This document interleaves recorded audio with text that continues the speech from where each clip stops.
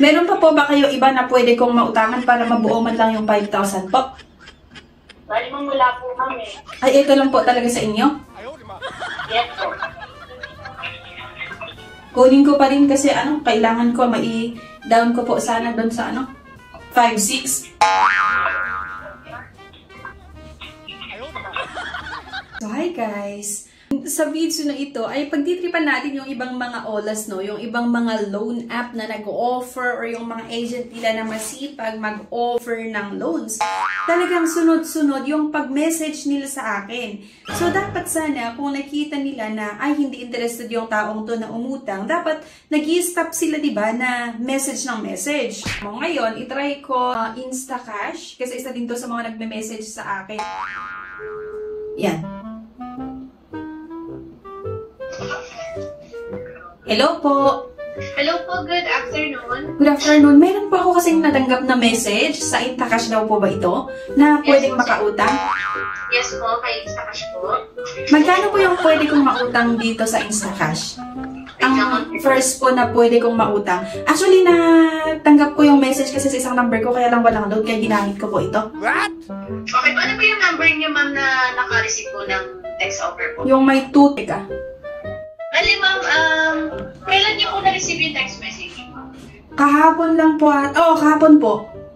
Kahapon, ma'am. Bali, ma'am, ganito kasi, ma'am, hindi ko po siya makita sa system ko. Kasi mga IG na po kayo manitawa ka ng yung ma'am, account niyo po. Opo. Bali, ma'am, ganito na, makikita na po mag-fill up sa application, ma'am. Tapos makikita niyo naman po doon, ma'am, kung magkano po yung magiging dito. Ma-avail yung cash loan, ma'am. Bali, ma'am, bago niyo naman po mag-subscribe, ma'am, hindi naman po yung automatic ma-register sa inyo, ma'am. Nakikita niyo po Magkano po ang possible na pwedeng mautang? Kailangan ko po sana mga 10K, ganun? Okay, ma'am. Sa first loaner sa amin, ma'am, karaniwan po na offer sa first loaner namin is 1,000 to 5,000 po, ma'am. 1,000 to 5,000 po? Opo. Ay, pwede na siguro yung 5,000. Naka-system generated kasi yun, ma'am. Once na kayo lang din po yung makakakita nun, ma'am, sa application nyo, ma'am, kung magkano yung magiging nyo, ma'am, cash loan nyo ngayon, ma'am. Hindi na po, wala na po sa akin yung account nyo, ma'am. Okay po. Wala na po bang bawas yun po? Yung ma'am, Yung makukuha ko na po ng buo? Hindi po, ma'am. Meron tayong service fee. Pero possible naman yun, ma'am, naka-zero interest yun. Ang mababawas lang sa inyo, ma'am. If yung service fee, ma'am, then naka-zero interest siya, kung magkano yung offer sa inyo, yun lang din po ibabayaran ninyo, ma'am. Paano po yun? Ise-search ko lang po ba yun saan po? Yung Instacash kasi yung pangalan? Opo, ma'am. Nakaano po ba kayo, ma'am? Android phone po kayo? Opo. Ma'am, Google Play Store, ma'am. Pwede nyo siyang ma-search. Search nyo lang po, Instacash. Yung logo natin, ma'am, is yung may blue background na may kasamang cellphone and ATM card po na kulay orange. Okay lang po ba turuan mo ako habang ina-navigate? Check ko po dito sa cellphone? Opo, ma'am. Pwede po. Teka lang po, i-check ko lang po Sa Play Store, ano? Sige dito, ma'am. Opo. Saglit lang, ma'am. Bali, ma'am, tawagan kita other number, ma'am, para mas clear tayo, ma'am.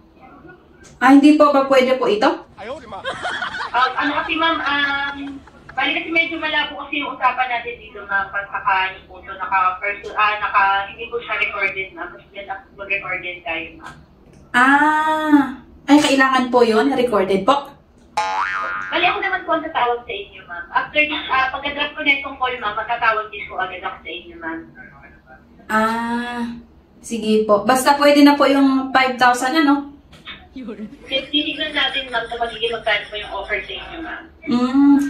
Tutulungan mo po ako kung paano. Kasi actually, first time ko kasi yung ganito. Tutulungan kita, ma'am, hanggang matapos yung application natin, ma'am.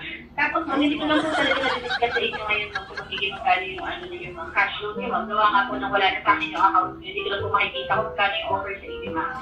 Ito po ba yung, nakita ko pala itong, dalawa po itong Instacash. Merong isang blue, tapos meron din isang blue na merong parang cellphone na logo.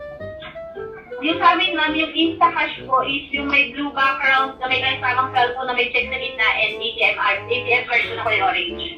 Ito po yung sa inyo, ano? Apo. Tapos anong gagawin ko na po dito? Download nyo lang yan, ma'am. Tapos, meron kasing nakalagay dito na ano, Instacash. Ay, ano po yung requirements dito, ma'am? Dalawang active contact reference, isang valid ID, and proof of income po, ma'am. Bali mo sa proof of income, ma'am, ano po ba pinagkakakitaan niyo, ma'am? Proof of income. Meron pa akong maliit na tindahan? Detalye store, ma'am. Opo. Meron po ba kayong business permit or DTI? Meron naman po. Ay, kailangan po yon.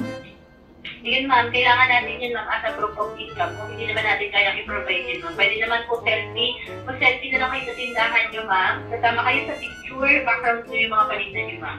Ah, pero meron din po akong mayor's permit. Ako yun, ma'am. Pwede. Meron din kaming laundry pala. Ako, yun, ma'am. Pwede, ma'am. Pwede. Basta, ma'am, katunayan na mayroon kayong business or mayroon kayong pinagkakakitaan po. Ah, sige po. Ano po yun? Dinownload ko na. Tapos anong susunod na gawin ko? Ilalagay daw yung number dito? What? Opo, yung number na binigay niyo tayo kanina, ma'am, yung 090. Hindi ko pwedeng gamitin po itong ginagamit ko na tumawag po sa inyo? Hindi, ma'am. Hindi po siya. No. Check ko na lang yun, ma'am. Sige po.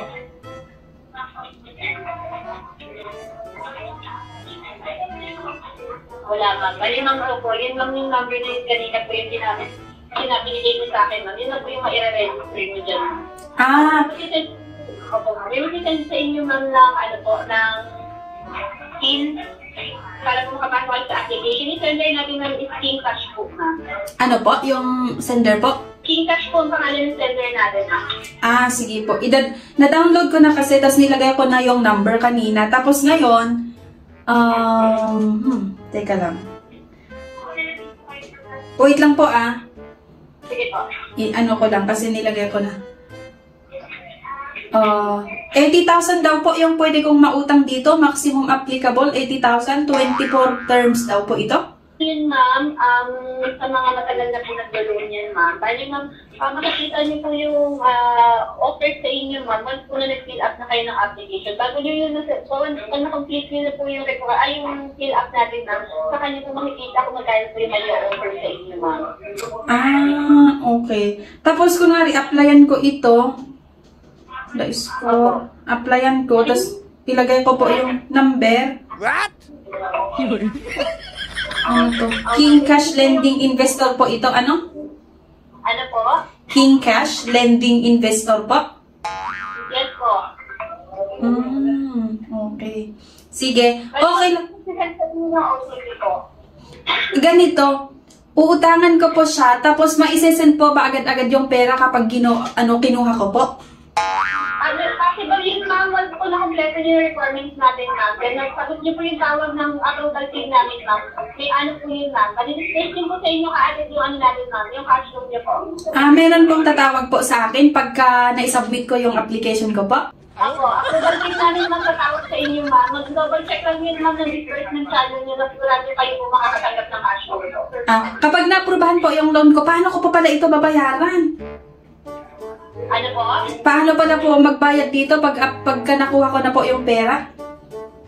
Bali, ma'am, may tatawag naman sa inyo, ma'am, talagang ano namin, collection namin, ma'am. I-guide naman din kayo, ma'am, kung paano po kayo makakapagbayad, ma'am. Sige po. Bali, ilang araw po kaya ito bayaran? Kailangan ko sana at least mga 10 days. Yun, ma'am, 7 days po. 7 days po yung, yung tawag na ito. Babayaran ko sa loob ng 7 days po? Yes po. Yun kasi yung madalas na i-offer namin sa mga first-time donor namin, ma'am. Hindi pwede po ipa-extension hanggang 10 days na lang sana? Pwede naman siya, ma'am, kung hindi niya siya kayang i-settle within that day, ma'am. Ma'am, may offer naman sa inyo si collection namin na extension for another 7 days yun, ma'am. Okay po. Wala naman pong babayaran po, ano? Meron tayong service charge po dun sa extension, ma'am. Kunwari po, 5,000 po yung kukunin ko. Tapos, yung 1,000, kapag wala pa akong pambayad, kasi 10 days sana yung pera ko kasi meron naman talagang darating na pera. Kaso 10 days, magkano po kaya ang babayaran ko doon? Opo. Magkano po posibleng babayaran po na charge doon pag magpa-extend ako ng another 7 days po? Wala, ma'am, hindi ko kasi talaga ma-disclose yun sa inyo, ma'am. Naka-system generated po kasi yun, ma'am. Okay po. Pwede po ba kitang matawagan po pagka nakuha ko na po yung pera? Sige po. Tapos, ano pa ba? Legit naman po ito, ano? Opo, ma'am. Matatanggap ko na. Oo, kasi meron kasi yung iba kasi may isa kasi akong tatik sa Facebook. Tapos, sabi niya mag-offer daw po ng pera. Tapos, ang nangyari, hindi natuloy. Tapos, nakuha pa nila yung 1,000 ko na fee daw po yun. Hindi naman kayo maglalabas ng pera dito kayo sa kami. Sige po. Wala pong kahit piso po, ano? Wala po kami advance, ma'am. Okay po, sige po. So, tutulungan mo din po ako kung paano bayaran, ano po? Bali, ma'am, iba na po tatawag sa inyo, ma'am, para sa payment, ma'am. Ay, iba na rin. Hindi pa pwedeng ikaw na lang kasi mabait ka po kasi kausap. Pwede naman siguro, ma'am. So tatawag na lang po ulit ako sa inyo. Pero, sasagutin niyo po yung tawag kahit busy po kayo? Bali, ma'am, gano'n, ma'am, na oras pa ng trabaho, ma'am, kasi iniwan namin sa phone natin, ma'am, dito sa office po. Ay, hindi po number ng opisina niyo po ito? Number po ng opisina namin ito, ma'am. Pero ito po pwede kong matawagan po. Yes, po. Sige po. 100% na legit naman po ito, ano? Opo, ma'am. Sige po. Tapos, kukunin ko na po. Ito, nandito na po kasi ako sa part na ilalagay daw po yung, yung ID, UMID, passport, SSS, TIN ID, voters ID. Meron lang po ako pag-ibig tapos PhilHealth po. Yung PhilHealth, ma'am, pwede nakasabal naman po yun. Pati itong pag-ibig po, ano? Opo. Yung ano na lang ma'am gamitin niya, yung PhilHealth po. PhilHealth na lang po. Sige. Kung kailangan dyan. Wait lang. Tapos, ito, information, data, download, availability. Tapos, ilalagay ko yung submit. Ilalagay ko daw po yung GCash dito o bank number. Meron din kasi akong bank account dito. Ano po mas maganda? Bank po ba o GCash? GCash, ma'am, mas maganda kung hindi exceeded yung account niya, ma'am. Pero pagka-exceeded, kasi ginagamit ko din kasi to sa cash in, cash out po dito sa tindahan. Kung hindi naman na-exceeded yung ma'am, GCash, ma'am, mas mabilis ma-disperse ko. Okay po. Pero itong bangko po, meron kasi akong bangko po sa sa Union Bank. Pwede din po kaya ito? Check nyo na lang din, ma'am, sa application natin, ma'am. Kung yung Union Bank niyo po, meron po dyan sa choices, ma'am. Teka lang po Meron din naman po akong Maya. Ano po kaya mas mabilis na makareceive po? Ma'am, tagal kasi ma-disperse sa kaya po. GCash lang po talaga yung mabilis? Yes po. Sige, teka lang po Okay lang ba dyan ka lang po pa habang inaayos ko po para hanggang sana sa ma-submit ko po? Sige lang, ma'am. Sige po.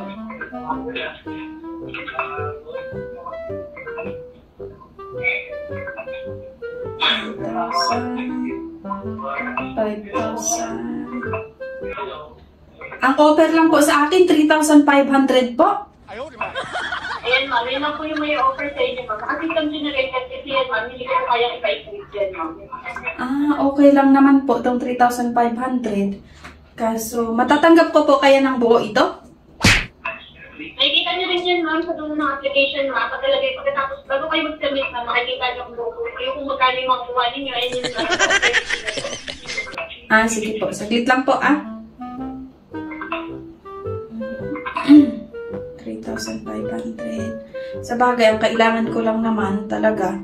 Meron pa po ba kayo iba na pwede kong mautangan para mabuo man lang yung 5,000 po? Bali mo mula po kami. Ay, ito lang po talaga sa inyo? Yes po. Okay po, saglit lang po Kunin ko pa rin kasi kailangan ko mai-down ko po sana doon sa 5,600. No. Yan po Ayan. Nasa mahigit 2,000 lang po itong pwede kong matanggap, ma'am. What? Opo. Kung malaki lang yun, ma'am. Pero ano naman po, ito lang po yung matanggap ko, ito lang po ba yung babayaran ko? Kung magkano yung offer sa inyo, ma'am, 35 po yung offer sa inyo, ma'am, yun po yung babayaran sa Blue. Kahit po hindi ko po matanggap na po, okay lang naman, kasi kailangan ko po talaga.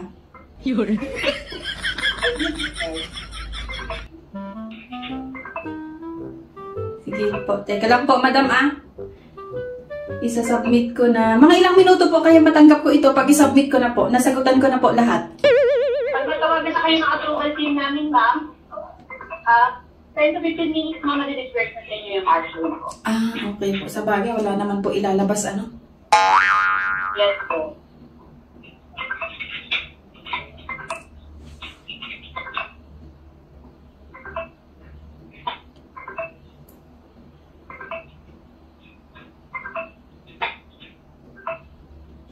Yan. Oh. Mabilis lang po pala talaga umutang dito, ano? Pag meron po ba ako makokomisyon, mag-i-refer ko sa kasama ko din po. Hindi po, ma'am, hindi po open lahat para, hindi po kasi open para sa lahat, ma'am, yung ano namin, ma'am, offer namin, ma'am. Ay, doon lang po sa message niyo po yung pwede? Oh, yes, ma'am. Ay, sayang naman kasi ang bilis po sana ito talaga. Marami din po kasi yung kapitbahay ko na nagtatanong po. Yun.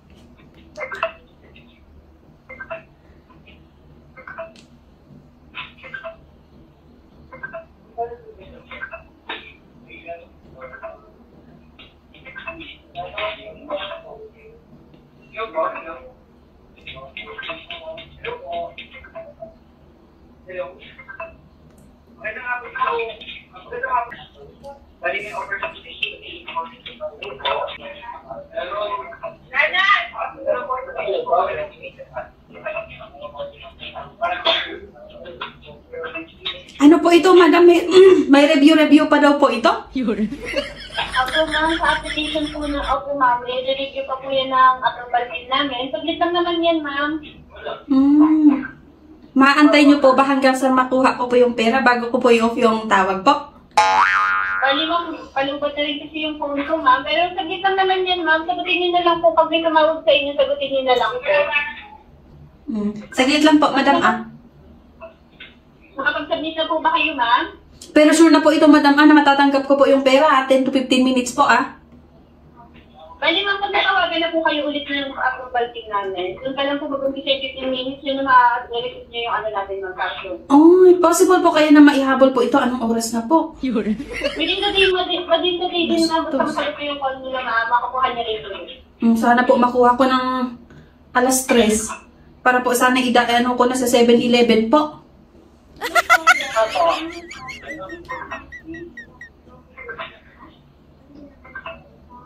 Nakapag-submit na kayo, ma'am? Ito na po, madam. Pinabasa ko lang po kasi yung nakalagay sa privacy policy daw po. Bali, ma'am, ito-drop ko na yung call, ma'am, para matawagan kayo ng approval team namin, ma'am. Kasi kung kausap niyo po ako, hindi mo natatawagan, ma'am.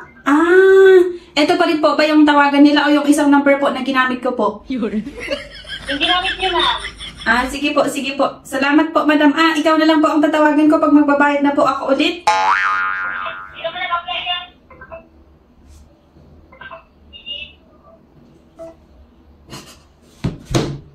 Ay, nako. Ayan, mga kainis review. So, pinagtripan ko yung isang Ola agent nitong Instacash kasi maliban nga sa pera mo, talagang isa din ito sa mga message sa akin doon sa isang number ko. And, ayan, may narinig ako nung hindi ako, di ba, sabi ko doon sa, tinawagan ko nga, na nag-message sa akin na pwedeng paantay lang kasi sinubmit ko na yung loan application ko at reviewing pa siya. Tapos, may nagsalita, siguro yun yung, yung head nila, or yung team leader nila, ang sabi niya, hindi naman nag-apply yan. Naririnig ko na medyo malakas yung, yung boses niya. Sabi niya, hindi naman nag-apply yan. Check mo pa, ganyan-ganyan. Parang may mga naririnig ako na ganyan. So, hindi ko alam kung ako, yung tinutukoy niya, or may iba pa na ina-assist yung ibang agent nila na nag-offer ng doon nga, nitong Instacash. And sobrang tawang-tawa ako. So far, sabi niya naman, 7 days yung terms na i-offer nila. At sinabi niya din naman na 3,500 at nung sabi ko na 2,000 plus lang yung matatanggap, tapos sabi niya, yun daw po kasi talaga kasi nga may mga fees sila, may mga charges. Kaya lang kasi nakakairita, alam nyo ba, okay lang sa akin na ganyan, makakatanggap ako ng mga ganyang messages nila kasi may idea na ako sa kung paano magpautang itong iba't ibang mga loan apps nga. Pero kasi ang concern ko lang is paano kapag ang nakatanggap ng text message nila, kasi ang ginagawa nila text blast, paano kapag ang makatanggap ng message nila ay yung mga nangangailangan talaga ng pera, tapos nakatanggap ng ganyang message, and then susubukan nila na utangan. Kasi di ba kung mapapansin nyo doon, ida-download mo lang yung app nila sa Google Play Store. Di ba? Ida-download lang, mag-register, mag-upload ng valid ID, sagutan yung mga basic information, submit, then ipapadala nila yung pera kapag okay ka or qualified ka.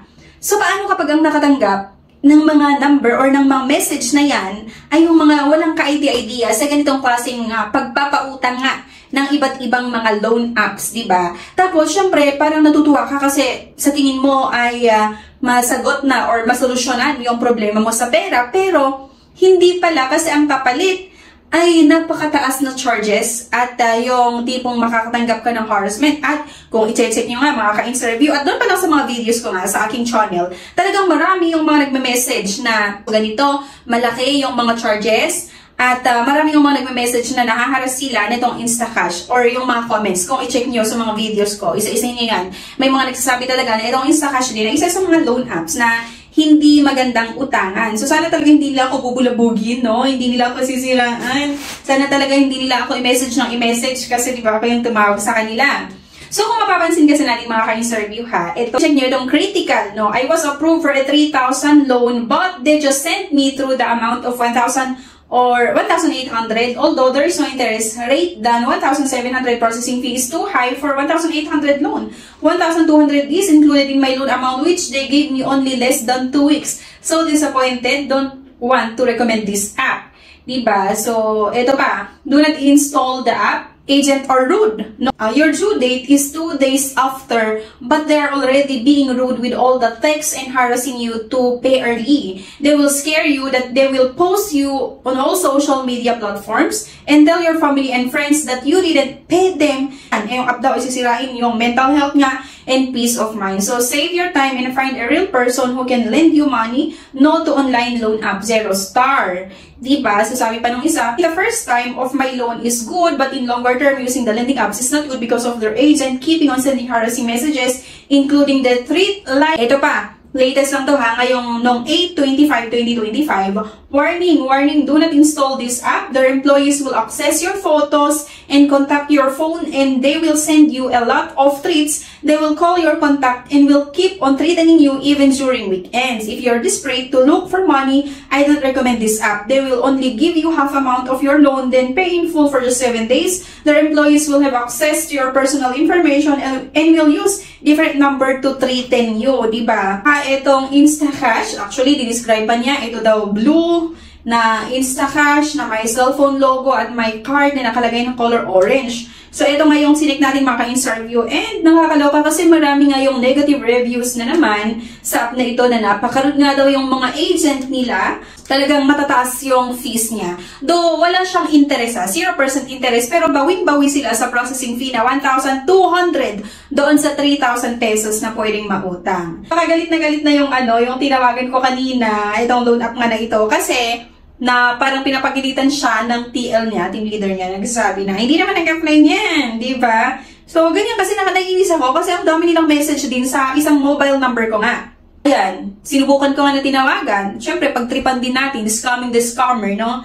So, kung naririnig nyo yung sounds or yung mga tumatawag, yung mga kasama nilang agent na tumatawag talaga, na naghahanap ng pwedeng offeran ng loan, medyo marami. Hopefully, ay masilip ng Securities and Exchange Commission ito kasi ang dami ng reklamo. Para nga sa mga nahaharas na itong Instacash, so please lang sa SEC, check nyo itong Instacash. And ayan, kung kayo ay nagbabalak na umutang, halimbawa nakatanggap kayo ng ganitong message din nitong Instacash, huwag nyo nang utangan kung ayaw nyo na ma-stress talaga ng bonggang-bongga. Kasi kung mapapansin nyo nga yung mga reviews dito sa Instacash ko, talagang hindi maganda yung naging experience nga nung mga nag-try na umutang dito.